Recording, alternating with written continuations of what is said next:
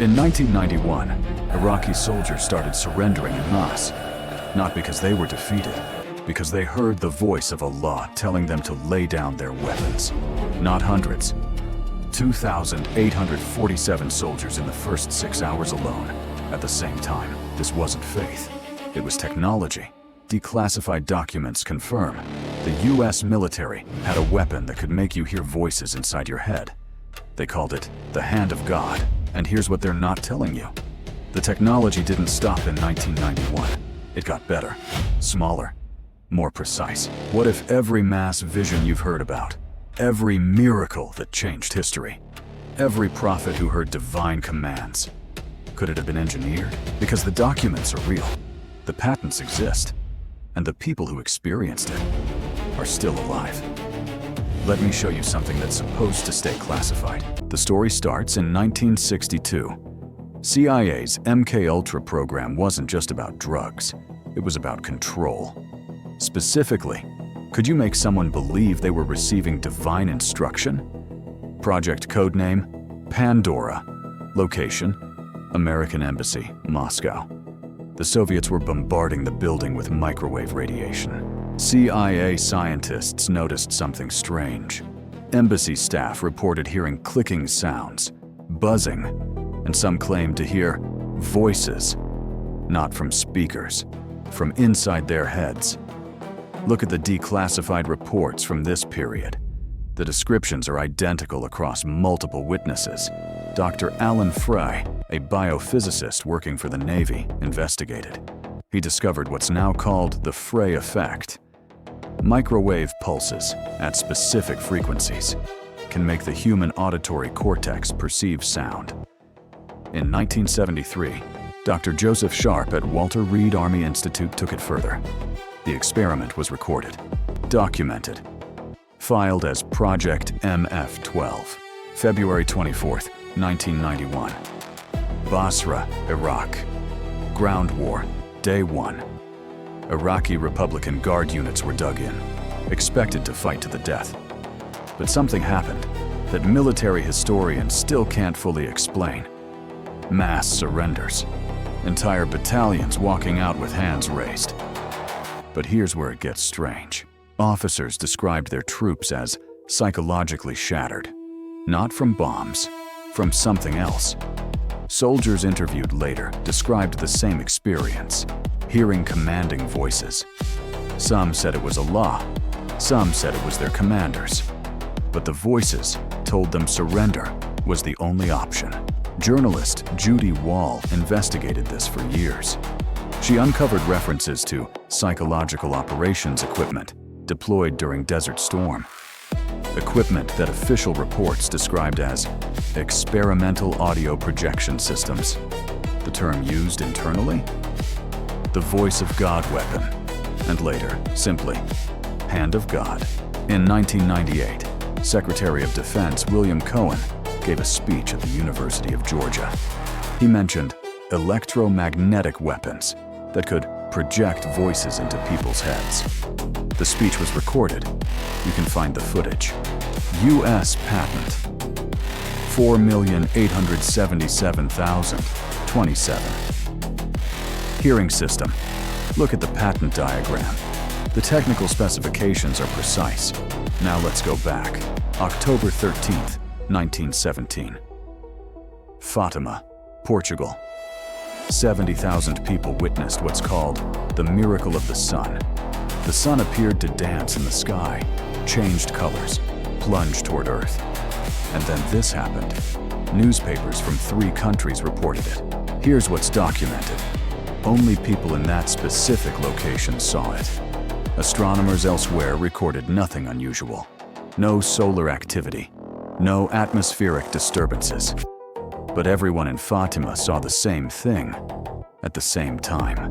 What if technology existed in 1917 that could project images? There's no evidence this existed then. But the pattern strongly resembles effects we now know can be produced artificially. In 1994, the U.S. Air Force published a report called Air Force 2025. Notice the language in the original document. The report suggested using these to create religious apparitions to influence hostile populations. In 1994, Canadian journalist Serge Monast published research on what he called Project Blue Beam. He claimed NASA and the UN were developing technology to fake a global religious event. Monast died of a heart attack in 1996, age 51. No prior heart condition. But here's the problem. Everything he described already existed.